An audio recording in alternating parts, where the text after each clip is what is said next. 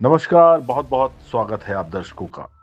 खबर रीवा से, जहां पूर्व सांसद रीवा बुद्धसेन पटेल के विरुद्ध आपराधिक मामला दर्ज कराए जाने बाबत दिया गया आवेदन। विगत दिनों ओबीसी महासभा के एक कार्यक्रम में पूर्व सांसद बुद्धसेन पटेल द्वारा ब्राह्मण समाज को लेकर एक गंभीर और आपत्तिजनक बयान दिया गया था, जिसके चलते ब्राह्मण समाज में आक्रोश का वातावरण निर्मित हो गया, जिसके विरोध में ब्राह्मण समाज के अधिवक्ताओं द्वारा आज थाना सिविल लाइंस रीवा में जाकर बुद्धसेन पटेल के विरुद्ध आपराधिक प्रकरण दर्ज करवाने हेतु आवेदन दिया गया। ज्ञात हो कि पूर्व सांसद बुद्धसेन पटेल ने गडरा की घटना का समर्थन करते हुए विगत दिनों पुलिस के शहीद एएसआई और ब्राह्मण समाज के विरुद्ध आपत्तिजनक टिप्पणी की और तो और आदिवासी समुदाय को द्वेलित करते हुए कहा था कि वो हिंसा का रास्ता चुने और ब्राह्मण समाज पर हिंसात्मक रुख अपनाए।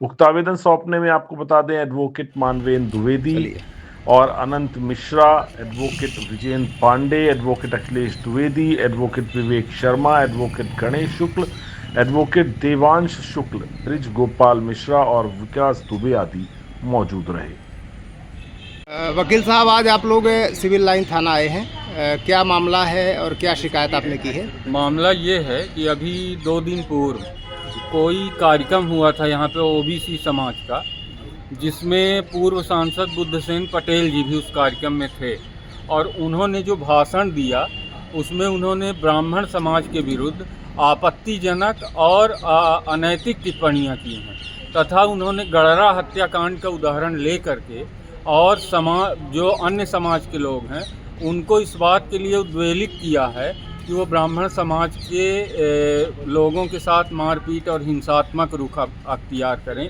और ब्राह्मण समाज की बहन बेटियों के विरुद्ध भी अभद्र भाषण उन्होंने दिया है, जिसके खिलाफ आज हम सभी कानून के जानकार लोग यहाँ पे आए थे और सिविल लाइन थाना को हमने आवेदन दिया है कि उनके विरुद्ध भड़काऊ भाषण देने का और किसी जाति विशेष के खिलाफ आपत्तिजनक टिप्पणी करने का मुकदमा दर्ज किया जाए। और यदि ये पुलिस प्रशासन इस पर ध्यान नहीं देती और मामला नहीं दर्ज करती तो हम लोग खुद परिवार लगा करके और बुद्धसेन पटेल जी के खिलाफ मामला दर्ज कराएंगे। जैसा कि देखने में आ रहा है कि इस समय जातिगत दुर्भावना ज़्यादा पनप रही है और अच्छे अच्छे पदों पर पहुंचने वाले लोग संविधान और कानून की लाइन से हटकर जो है अपने वोट की राजनीति और जाति की राजनीति करने लगे हैं।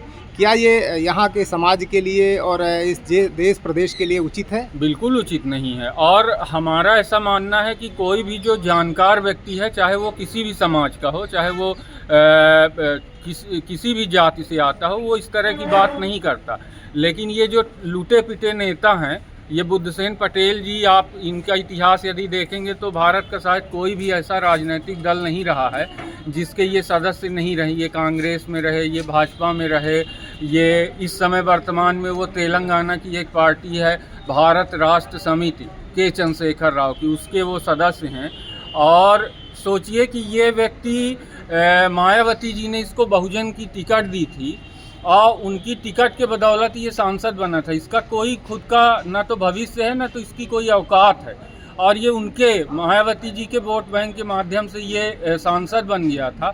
ये अपनी माने दोबारा से राजनीतिक पृष्ठभूमि तैयार करने के लिए इस तरह के बयान दे रहा है। और जब से ये गडरा हिंसा हुई है उसके बाद से जो भी लोग इस तरह के बयान दे रहे हैं वो सिर्फ अपनी राजनीतिक पृष्ठभूमि तैयार करना चाहते हैं, इसलिए उस नहीं। अभी जैसे आदिवासियों के साथ गलत हुआ या आदिवासियों ने गलत किया, मुद्दा यहाँ तक था, लेकिन सबसे ज़्यादा इस समय छटपटाहट जो है उस घटना को लेकर आदिवासियों के डिफेंस में ओबीसी वर्ग को आ रही है। इसे किस नज़रिए से देखते हैं? ओबीसी वर्ग को भी नहीं आ रही। ओबीसी वर्ग के कुछ नेता जिनकी कोई ज़मीन है नहीं, वो सिर्फ ज़मीन बनाने के लिए इस तरह की नौटंकी कर रहे हैं।